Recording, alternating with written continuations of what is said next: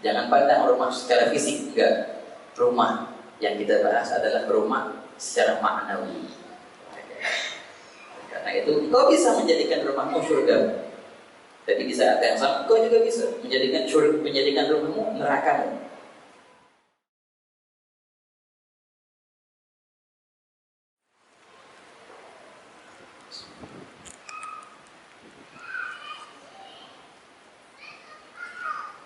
Assalamualaikum warahmatullahi wabarakatuh.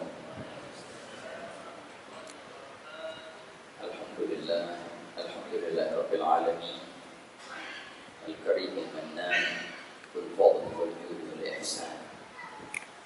Allahumma salli wa sallim ala sayyidina Muhammadin sayyidil akwan al-hadiri ma'aman salla alaihi kulli zamanin wa makan wa ala alihi wa sahbihi wa tabi'ina lahum bi ihsan min yawmina hadha ila yawmi wad'il mizan wa alaina ma'ahum fihi bi rahmatika ya karim ya mannan ya dayyan. Subhanaka la ilma lana illa ma 'allamtana innaka antal alimul hakim wa tub 'alaina innaka antat tawwabur rahim. Allahumma ya fattah ya alim ya fattah ya alim ya fattah ya alim iftah 'alaina fathan qariba ya arhamar rahimin. Allahumma la sahla illa ma ja'altahu sahla wa anta taj'alul hazana idza syi'ta sahlan. Allahumma sahhil lana fil 'ulum wa hab lana wasi'atil fuhum bi jahi nabiyyikal ma'sum sallallahu alaihi wasallam. Allahumma inna nas'aluka al-'ilma al-ladunni wal mashrab as-safi al-hani wa khabi ghani wa na'udzu bika Allahumma min 'ilmin la yanfa' wa qalbin la yakhsha wa 'amalin la yurfa' wa 'aynin la tadma' wa nafsin la tashba' wa da'watin la yustajabu laha bi rahmatika ya arhamar rahimin ya arhamar rahimin ya arhamar rahimin. Alhamdulillah, senantiasa puja dan puji syukur terhaturkan kehadirat Allah Subhanahu wa taala atas limpahan nikmatnya dan hidayah dan taufiknya. Dan senantiasa salawat serta salam tercurahkan kepada baginda Nabi Muhammad sallallahu alaihi wa ala alihi wasallam beserta keluarga dan segenap sahabatnya dan para tabi'in yang senantiasa mengikuti dan mentauladani baginda sampai hari kiamat wa alaina ma'ahum fihi. Alhamdulillah, sangat dan amat besar nikmat yang Allah Ta'ala limpahkan kepada sekelompok daripada hamba-hambanya yang Allah Ta'ala pilih mereka memakmurkan waktu yang mulia antara maghrib dan isya tadi, kemudian melaksanakan sholat isya berjamaah dan bersama di sini kita beriktikaf. Majelis tadi Masya Allah dari selepas maghrib dimulai dengan melantunkan salawat kepada baginda Nabi Muhammad sallallahu alaihi wasallam. Dan hakikat kesejahteraan itu sumbernya adalah Nabi Muhammad sallallahu alaihi wasallam. Hakikat keberkahan juga bermuara kepada Nabi Muhammad sallallahu alaihi wasallam. Kalau kita membahas apa yang dinamakan keberkahan atau kemuliaan, ada perihal keberkahan yang dinisbatkan kepada tempat. Ada tempat yang barokah. Dalam perihal ini Allah Subhanahu wa taala membahasnya dalam firman-Nya fi buqatin mubarakah. Allah Taala nisbatkan keberkahan itu ke tempat. Tatkala Nabi Musa alaihissalam bermunajat kepada Allah Taala di gunung Tur Sina, Allah Ta'ala nyatakan tempat itu tempat yang barokah. Dan ada juga keberkahan yang dinisbatkan kepada zaman ataupun waktu. Ada waktu atau masa yang berkah, yang penuh dengan kebaikan. Karena definisi dari keberkahan adalah ziyadatul khair, bertambah kebaikan. Dalam perihal waktu, Allah Ta'ala menisbatkan keberkahan kepadanya dalam firman-Nya, fi lailatin mubarakah. Sungguh kami menurunkan Quran ini di malam yang penuh barakah. Jadi ada keberkahan di waktu. Juga ada yang namanya keberkahan, kebaikan di mana? Ada di individu, di zat, pada sosok seorang. Dalam perihal ini Allah Ta'ala nyatakan dalam firman-Nya ala lisan Nabi Isa alaihi salam, wa ja'alani mubarakan aynama kuntu, dan Allah Ta'ala menjadikan aku zat yang penuh dengan keberkahan. Oleh karena itu di antara mukjizatnya Nabi Isa alaihissalam bisa menyembuhkan orang yang sakit, bahkan bisa menghidupkan orang yang mati, karena zatnya zat yang penuh barokah. Kalau kita melihat keberkahan atau kebaikan, baik pun di waktu atau di tempat ataupun di individu atau di zatnya seseorang, maka kita akan meyakini bahwasanya semua keberkahan itu bermula dan akan bermuara kepada Nabi Muhammad SAW. Bagaimana? Kalau kita lihat keberkahan di tempat, di alam semesta ini, di manakah tempat yang paling mulia? Apakah tempat yang paling mulia itu surga Firdaus? Oh tidak, ada lagi tempat yang lebih mulia dari surga Firdaus. Ka'bah, ada lagi tempat yang lebih mulia dari Ka'bah. Arsy-Nya Allah, ada lagi tempat yang lebih mulia dari Arsy-Nya Allah. Di sini dengan ijma', dengan sepakatnya para ulama, sebagaimana dinukil oleh Al-Imam Ibn Abdul Bar dalam kitabnya Al-Ijma'. Sepakat para ulama, tak ada khilaf di antara mereka bahwasanya tempat yang paling mulia di alam semesta itu ada di bumi. Di mana? Itu adalah kuburan Nabi Muhammad SAW. Tanah yang bersampingan dengan jasad yang mulia, jasad Nabi Muhammad SAW. Tempat itu tempat yang paling mulia di alam semesta, lebih mulia dari Ka'bah, dan lebih mulia dari Arsy, dan lebih mulia dari kursi, dan lebih mulia dari surga Firdaus. Tempat apa? Tempat di bumi, padahal tanah biasa. Karena berdampingan dengan jasad yang mulia, maka menjadi dia tempat yang paling mulia, tempat yang paling barokah, jasad Nabi Muhammad SAW. Kalau kita memandang perihal waktu, perihal zaman, zaman manakah yang paling mulia? Tidak diragukan lagi, zaman yang paling mulia adalah zaman yang di situ ada baginda Nabi Muhammad SAW. Sampai-sampai Allah Ta'ala menjadikan zaman itu bahan sumpahannya. La'amruka innahum lagi sakaratin ya'am. La'amruka, demi umurmu, karena saat engkau hidup wahai Nabi Muhammad, inilah waktu yang paling mulia. Semenjak terciptanya waktu sampai hari kiamat nanti, waktu yang paling mulia di muka bumi adalah waktu ketika engkau hidup di atasnya. Dalam hadis baginda bersabda, khairul qurun qarni tsumma alladziina yalunahum. Sebaik-baik masa adalah masaku, kata Rasulullah SAW. Itu dalam perihal waktu. Kalau dalam perihal individu, perihal zat, kita dahulukan lagi zat makhluk yang paling mulia, yang paling barokah adalah Nabi Muhammad sallallahu alaihi wasallam. Oleh karena itu semua kemuliaan, semua keberkahan bermula dari Rasulullah dan akan bermuara kepada Rasulullah sallallahu alaihi wasallam. Dan bila mana engkau mencari keberkahan, mencari kesejahteraan, mencari kenikmatan yang hakiki, yang hakikat kenikmatan, bukan hanya fata morgana, bukan hanya kenikmatan yang sementara. Kau mencari kenikmatan yang abadi, kenikmatan kesejahteraan hati, maka carilah di mana? Carilah di setiap perkara yang ada nisbat kepada Nabi Muhammad sallallahu alaihi wasallam. Seperti majelis yang dinisbatkan kepada Rasulullah sallallahu alaihi wasallam. Masya Allah, tadi antum hadir selepas maghrib. Majelis yang memang dinisbatkan kepada Rasulullah, masjid majelis Rasulullah sallallahu alaihi wasallam. Suatu contoh bagaimana mulianya nisbat itu. Ikhwan, dalam perihal nisbat ini, kalau kita lihat ada benda, suatu benda, itu benda biasa. Sendalnya Rasulullah, sendal. Benda ini pernah naik ke atas, dan benda ini pernah menaungi bumi dan langit. Pernah benda itu ada di atas bumi dan di atas langit. Ketika baginda Nabi Muhammad SAW dalam perjalanan Isra dan Mi'raj naik ke atas dan terus naik ke atas. Ketika berjumpa dengan Allah Subhanahu wa Ta'ala, karena Nabi Musa alaihissalam ketika berjumpa dengan Allah, ketika bermunajat dengan Allah Ta'ala, Allah perintahkan, lepaskan sendalmu karena engkau berada di tempat yang mulia. Padahal itu masih di bumi. Tapi Nabi Muhammad SAW berada bukan di bumi lagi. Tapi Allah Ta'ala tidak perintahkan untuk melepas sendalnya. Wahakata. Oleh karena itu Al-Imam Yusuf bin Ismail An-Nabhani dia berkata dalam syairnya, ala ra'si hadzal kaun na'lu Muhammadin alat fajami'ul kaun tahta dhilatihi lada turi Musa yakhla wa Ahmad lada al-'arsh lam yu'mar bi khal'i 'alihi. Karena suatu masa alam semesta ini berada di bawah naungan sendalnya Nabi Muhammad SAW. Bahagia.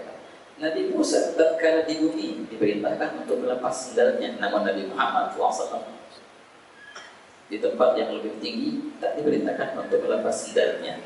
Sendal itu kalau seandainya tidak digunakan oleh Nabi, tak ada harganya sendal itu, tak ada kemuliaannya. Namun karena baginda menggunakan sendal itu, maka mulialah sendal itu. Ini arti nisbat. Maka carilah perihal yang bernisbat kepada Rasulullah Sallallahu Alaihi Wasallam.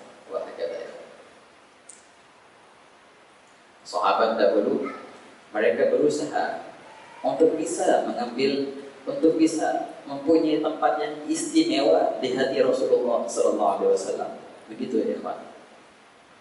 Kalau seandainya kita mencintai seorang yang soleh, itu luar biasa bagus. Engkau mencintai Rasulullah, suatu kewajiban bagi tiap-tiap muslim.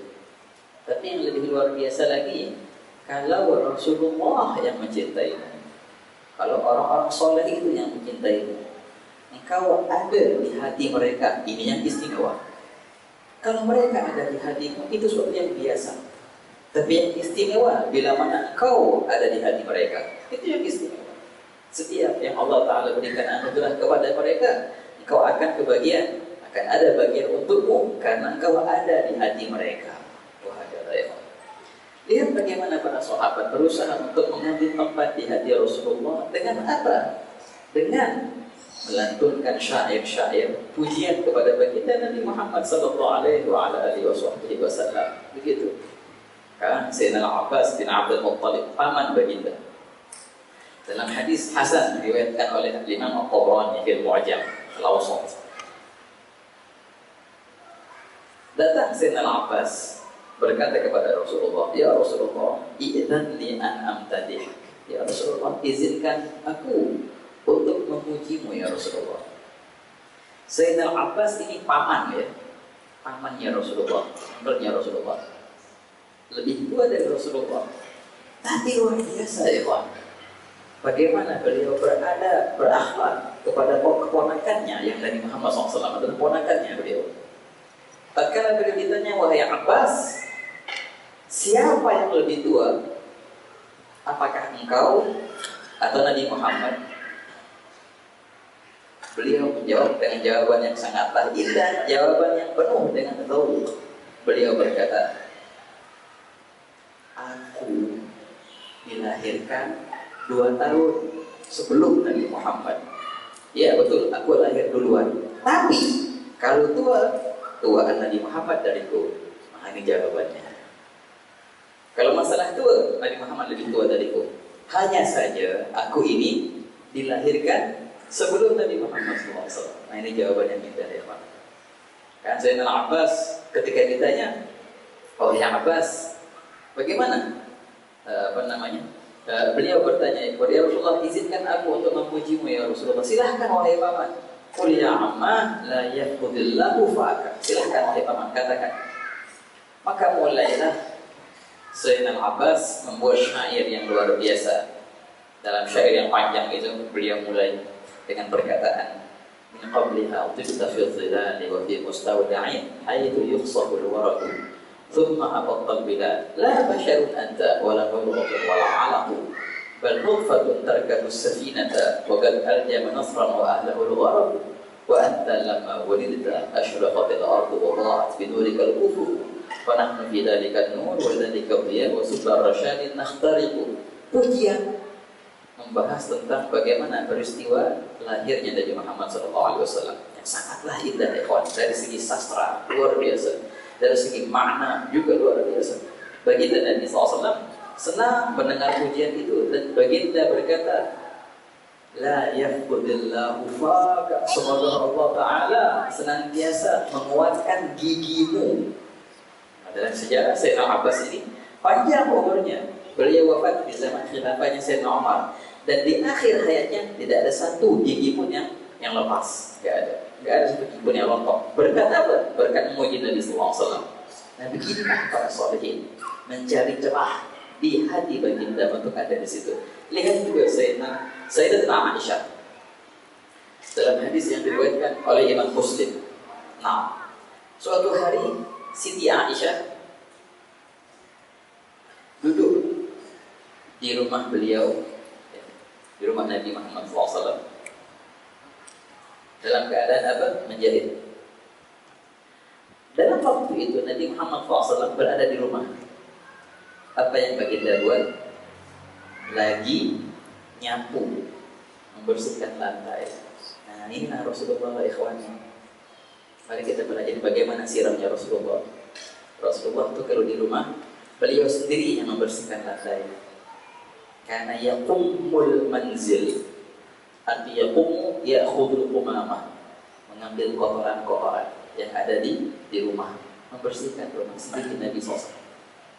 Yahlibu syatah, memeras susu kambing sendiri. Nah, wa yakhsifuna alaih, kalau seandainya sendal Nabi SAW ada cacat, baginda sendiri yang menjahitnya. Itulah Rasulullah SAW di rumah. Siti Aisyah ketika mensifatkan bagaimana keadaan Rasulullah di rumah, Rasulullah kalau di rumah itu karena keahadina, tidak ada beda antara kami dengan baginda, sama, semua bersama. Hanya saja kalau seandainya dikumandangkan azan, faka'annahu la ya'rifuna wa la na'rifuhu. Tapi kalau seandainya sudah mulai dikumandangkan azan untuk sholat, seakan-akan baginda Nabi tidak mengenal kami dan kami pun tidak mengenalnya. Itu kata Siti Aisyah. Sayyidah Aisyah berkata, ketika aku melihat baginda SAW dalam keadaan nyapu rumah, itu pada masa itu masa musim panas, panas, dan mulai keluar keringat dari Nabi SAW. Bahasanya apa? Ruh. Iya, keringat itu. Sweat. Keluar keringat dari baginda SAW. Siti Aisyah melihat pandangan yang indah itu, indah sangat. Kenapa indah, ya kawan? Bagaimana Anda bisa bayangkan bagaimana wajah baginda Nabi SAW yang sangat luar biasa indahnya, putih dan dihiasi dengan air daripada keringat. Itu bagaikan mutiara-mutiara yang cemerlang. Siti Aisyah berkata, indah, luar biasa. Sehingga Siti Aisyah takjub dengan pandangan yang luar biasa itu. Baginda Nabi SAW melihat Siti Aisyah yang takjub. Baginda berkata, malaki bahuti, ada apa geranganmu, hai Aisyah? Kau takjub? Ya Rasulullah, alangkah indahnya wajah baginda. Dan Siti Aisyah ini orangnya banyak hafal syair Arab. Beliau berkata, ya Rasulullah, kalau seandainya penyair Arab dahulu yang bernama Abu Kabir Al-Hudali melihatmu, maka sungguh engkaulah yang lebih pantas untuk mendapatkan pujiannya. Apa yang dia kata? Berkata Abu Kabir Al-Hudali, wa mubarra'an min ubbari haydatin wa fasadi murja'atin wa da'ib nighyani wa idha nadarta ila asirrati wajhihi barakat kabargir aridil mutahallili. Inilah seseorang yang suci, yang bersih, suci dari segenap kotoran, tak ada sama sekali noda dari segi nasabnya, dari segi dirinya tak ada noda sama sekali, dan wajah yang sangat putih, yang sangat cemerlang. Seandainya engkau melihat wajah itu, seakan-akan engkau melihat pedang yang ada di bawah terik matahari yang memantulkan cahaya matahari dengan sinarnya. Itulah wajah Nabi Muhammad SAW. Soal Nabi Muhammad SAW. Baginda ketika mendengar pujian ini, langsung baginda Nabi SAW meletakkan sapunya itu dan langsung datang ke Siti Aisyah dan mencium dari Siti Aisyah.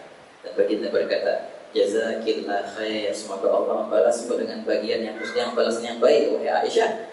Ma sarabti minni kasururi minki, Sebagaimana engkau senang denganku, aku pun juga senang denganmu Aisyah. Nah ini ya, inilah cara para salaf salihin untuk mencari celah di hati baginda Nabi SAW. Kalau kita melihat ikhwan, bagaimana rumah Rasulullah, tadi kita sebut baginda itu di rumahnya nyapu sendiri,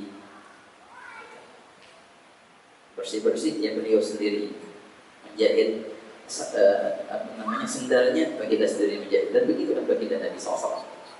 Maka tidak heran kalau kita melihat bagaimana istri baginda sangat memuliakan baginda, karena baginda Nabi sangat memuliakan mereka.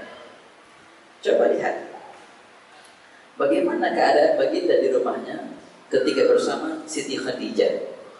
Semua mengetahui Siti Khadijah nikah dengan baginda berapa umurnya? 40 tahun. Ketika itu baginda Nabi berapa umurnya? 25 tahun. Beda 15 tahun. Antum bayangkan ketika baginda SAW umur 40 tahun baru kan menerima wahyu secara lahirnya, umur 40 tahun. Sebelum baginda menerima wahyu, itu Nabi SAW suka berkhalwat sendiri di Gua Hira. Kau tahu bagaimana jauhnya rumah Nabi sampai Gua Hira? Luar biasa jauhnya ya kawan. Belum lagi naik ke atasnya, Masya Allah. Nabi SAW seringkali berkhalwat di Gua Hira sebelum menerima wahyu. Pada umur 40 tahun itu sering, di akhir-akhir sebelum menerima wahyu itu, di akhir-akhir umur 39 dan awal-awal umur 40, hampir tiap malam di sana, kadang sebulan di Gua Hira. Ketika itu dalam sejarah dikatakan Siti Khadijah, beliaulah yang membawakan makanan kepada Rasulullah. Pertanyaan, bagaimana gerakan Siti Khadijah membawakan makanan? Berjalan kaki dari rumahnya sampai ke Gua Hira. Pertanyaan, berapa umur Siti Khadijah saat itu? Kalau baginda nikah dengan Siti Khadijah umur 25, kemudian baginda mendapatkan wahyu umur 40, berarti bedanya 15 tahun. Siti Khadijah menikah dengan baginda umur 40 tahun, tambah 15 tahun, berarti sama dengan 55 tahun. Perempuan berumur 55 tahun berjalan kaki dari rumahnya sampai ke Gua Hira, mendaki gunung sampai ke atas. Bukan cuma sekali dua kali, hampir tiap bulan. Akhir-akhir kita hampir tiap minggu. Inilah sosok istri dari Muhammad SAW. Kalau kita mendambakan sosok istri seperti Sayyidah Khadijah, maka jadilah sosok suami seperti Nabi Muhammad SAW. Para istri yang mendambakan sosok suami seperti Nabi Muhammad, jadilah istri seperti Siti Khadijah radhiyallahu anha. Itu kuncinya, ikhwani. La ilaha illallah. Allah Ta'ala menceritakan di Al-Quran, menegur istri-istri dari Nabi SAW. وَذُكُرْنَا مَا يُتْلَى فِي بُيُوتِكُنَّ مِنْ آيَاتِ اللَّهِ وَالْحِكْمَةِ. Ketika Allah Ta'ala menegur para istri baginda, wahai istri-istri Rasulullah, ingatlah apa-apa yang dilantunkan di dalam rumah kalian daripada ayat-ayat Allah. Ketika Allah mengingatkan mereka, Allah cakap, ingat apa yang ada di rumah kalian. Isinya apa? Semua isinya tilawah, semua isinya ayatillah, semua isinya hikmah. Dan memang ikhwan, kalau kita duduk di masjid, masjid adalah tempat yang mulia, yang penuh dengan keberkahan. Jangan lupa, sebagaimana dalam hadis Nabi Muhammad bersabda, tempat-tempat yang dibacakan di situ ayat suci Al-Quran itu indah nampaknya bagi penghuni langit persis seperti indahnya nampaknya bintang-bintang bagi penghuni bumi. Al-baitul ladzi yuqra'u fihi Al-Quran yatara'a li ahli sama kama tatara'a an-nujum li ahli al-ard. Oleh karena itu baginda berpesan kepada kita, jangan kalian jadikan rumah kalian kuburan gelap. Hiasi rumah kalian bukan cuma dengan hiasan yang lahir, bukan, hiasi dengan hiasan yang batin. Jadikanlah rumah-rumah kalian bintang-bintang bagi penghuni langit. Dengan apa? Dengan tadi. Oleh karena itu kita baca ayat Quran, fi buyutin adzinallah an turfa'a wa yudhkara fiha ismuhu yusabbihu lahu fiha bil ghudwi wal asal rijalun la tulhihim tijaratu wala bay'un an dzikrillah. Fi buyutin, di rumah-rumah. Sebagian ahli tafsir menafsirkan ini adalah masjid. Tapi coba, biarkan itu artinya rumah. Karena memang buyut artinya rumah. Kalimat bait dalam bahasa Arab artinya kamar sebenarnya. Kalau rumah besar, itu namanya dar. Kalau bait artinya kamar kecil. Di rumah-rumah yang Allah Ta'ala izinkan. Berarti ini perlu izin dari Allah Ta'ala. Allah izinkan untuk apa? At-turfa'a wa yudhkara fi asmu, untuk dikumandangkan namanya, dilantunkan ayatnya di dalam rumah itu. Perlu izin dari Allah Ta'ala, betul. Kalau tidak mengizinkan, walaupun kau jukul balik, tidak akan bisa. Tak akan dikumandangkan nama Allah di rumah Allah. Tapi kalau seandainya Allah mengizinkan, baru akan dikumandangkan. Perlu izin dari Allah Ta'ala. Adinallah, untuk diangkat, untuk dikumandangkan nama-nama di rumah itu. Di sore hari atau di pagi hari. Siapa mereka yang bisa untuk mendapatkan izin dari Allah Ta'ala? Ini kriterianya. Kriteria mereka, orang yang akan mendapatkan izin dari Allah untuk rumahnya itu dijadikan surga, adalah mereka rijalun. Dalam bahasa Arab, rijal artinya laki-laki. Tapi laki-laki di sini bukan laki-laki dengan alam, bukan laki-laki dengan sifat. Berapa banyak perempuan laki-laki? Tapi banyak lagi laki-laki yang bukan laki-laki. Kalimat rijal dalam Al-Quran adalah kriteria kejantanan. La tulhihim tijaratu wala bay'un an dzikrillah. Mereka tidak mempengaruhi dengan tijarah, perniagaan mereka, jual beli mereka tidak membuat mereka lalai dari Allah. Nah ini inilah yang Allah akan bagi dia izin untuk dikumandangkan namanya di rumahnya. La tulhihim tijaratu wala bay'un an dzikrillah. Tapi syaratnya harus rijal. Apa itu rijal? Mari kita bahas. Karena Imam Sya'rani berkata, untuk bisa sampai ke derajat rijal itu, syaratnya harus sudah apa? Sudah hafal Quran kah? Oh bukan, lebih lagi. Susah. Syarat untuk sampai ke derajat rijal adalah seseorang itu bukan hanya pernah mimpi kepada baginda Nabi SAW, akan tetapi berjumpa langsung secara yaqظah dengan Nabi Muhammad SAW. Apakah mungkin? Sangat mungkin. Hadisnya sangat jelas di Sahih Bukhari, ya kan? Baginda bersabda, "Man ra'ani fil manam fasayarani fil yaqظah." Barang siapa yang melihatku dalam mimpinya, maka dia akan melihatku dalam alam nyata. Kata Imam Sya'rani. Nah ini nih, ketika orang mendapatkan kemuliaan itu, itulah langkah pertama dalam sifat rijal. Dahulu di Hadramaut ada seorang ulama, dua kakak beradik. Yang mana dua ini dididik di rumah yang penuh dengan cahaya. Nah, tengok beginilah rumah mereka. Inilah surga mereka. Al-Imam Abdullah bin Husain bin Tahir dan kakaknya Tahir bin Husain bin Tahir dididik oleh makcik beliau. Ini dua budak yang masih kecil, umurnya 7 tahun, yang satu umurnya 9 tahun, belum balik lagi. Dipanggil oleh makcik beliau, "Wahai Abdullah," yang adik Abdullah, "Wahai Tahir," yang kakak Tahir, "kalian ini bukan laki-laki." "Makcik, kami laki-laki." "Bukan." "Kalian bukan laki-laki." "Kami laki-laki." "Bukan." "Oke, gimana? Kami pengen nak jadi laki-laki, rijal." Maka patinya berkata, kalian tak akan boleh menjadi laki-laki kecuali kalau kalian melihat Nabi Muhammad SAW meraih keberkahan, meraih kemuliaan yang hakiki tadi yang kita bahas di awal tadi. Maka berkata dua budak ini, "Makcik, bukannya Nabi sudah wafat?" "Nabi sudah wafat, tapi boleh kita tengok Nabi SAW." "Gimana makcik?" Dia bagi siapa salawat. Ini yang salawat itu baca. Banyak baca salawat ini. Ya sudah. Pergilah dua budak ini, Abdullah sama Tahir. Banyak baca salawat itu. Setelah beberapa hari kemudian datang lagi kakak sama adik pada makciknya. "Makcik, alhamdulillah, kami sekarang sudah menjadi laki-laki." Makciknya berkata, "Ada apa? Kalian tengok Nabi?" "Iya, semalam kami lihat Nabi Muhammad SAW."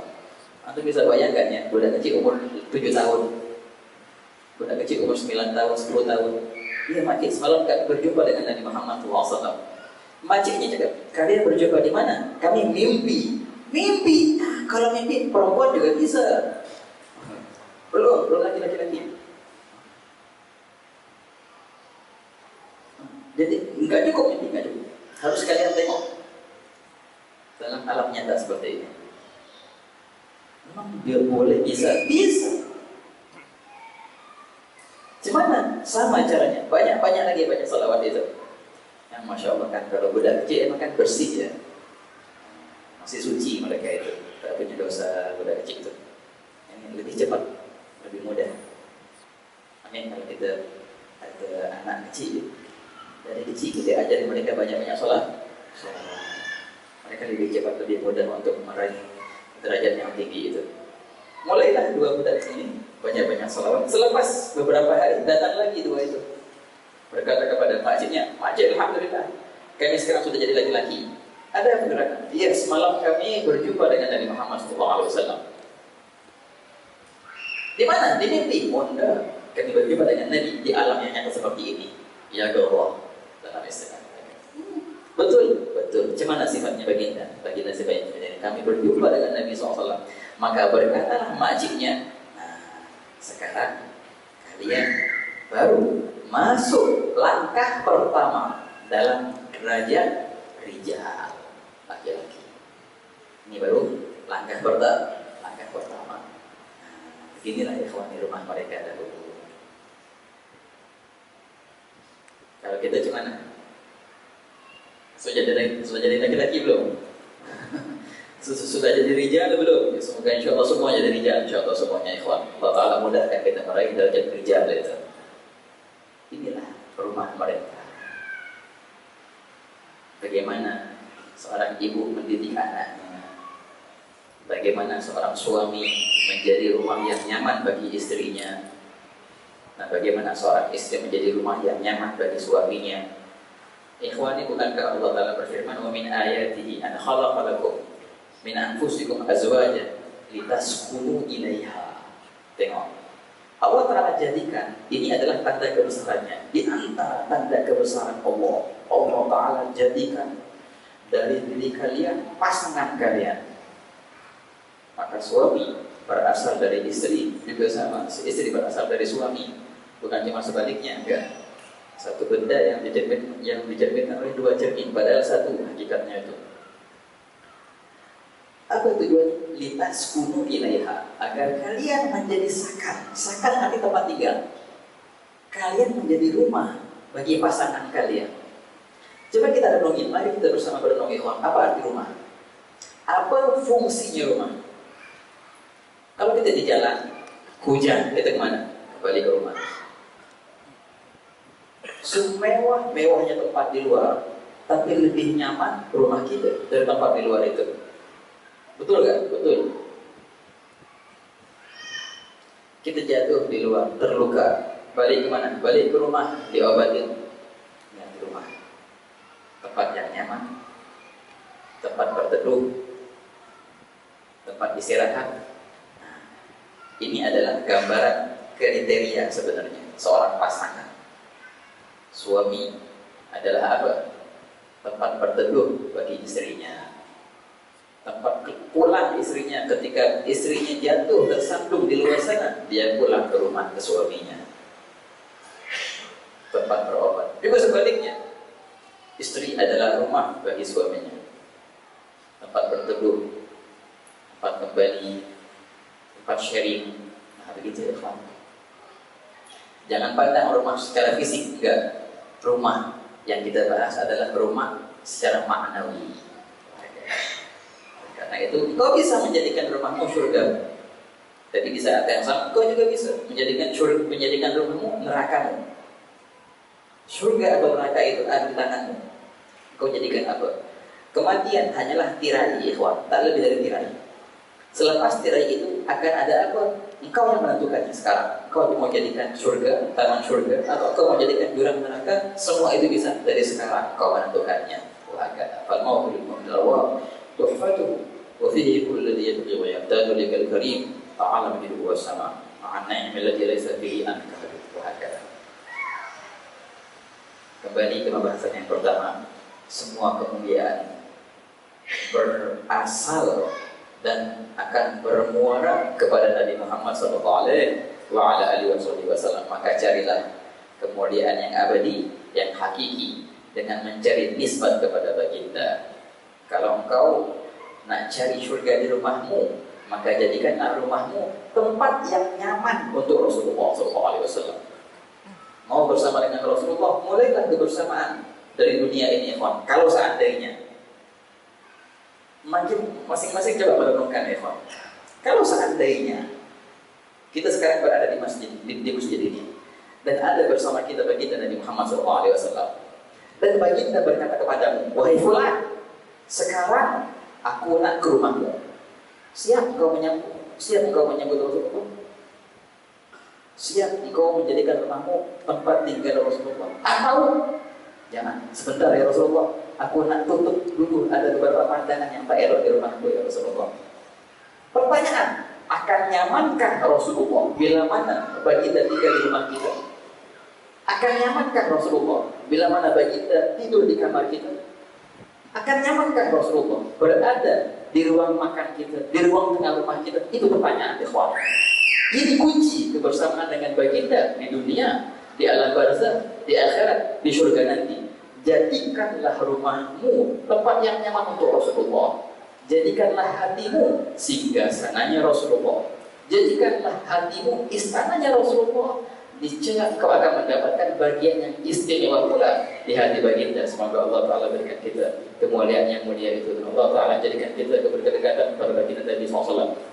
Allah Ta'ala hilangkan semua hijab, penutup atau penghalang antara kita dengan baginda SAW, sehingga senantiasa kita bisa melihat Rasulullah, memandang keindahan wajah Rasulullah di alam mimpi kita dan di alam nyata kita. Dan Allah Ta'ala jauhkan segala perihal yang bisa menghalangi kita untuk bisa mendapatkan kemuliaan itu. Dan Allah Ta'ala jadikan rumah kita rumah yang nyaman untuk Rasulullah SAW. Amin ya Rabbal Alamin. Allahumma ya rabbuka fil khair wa anahum alaih wa fiqna Allahumma lil khair wa a'inna alaih. Barik lana fi hadzal masjid wa kullu man jalasa wa sami'a fi hadzal makan. Barik lana fil arzaq al-hissiyah wal ma'nawiyyah al-dhahirah wal batinah bi rahmatika ya arhamar rahimin. Rabbana atina fid dunya hasanah wa fil akhirati hasanah wa qina adzaban nar. Wa sallallahu ala sayyidina Muhammadin wa ala alihi wa sahbihi wa sallam. Alhamdulillahi rabbil alamin.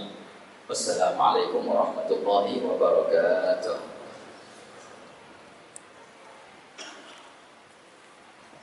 Alhamdulillah, jazakumullah khair pada Habib Ahmad Mustafa.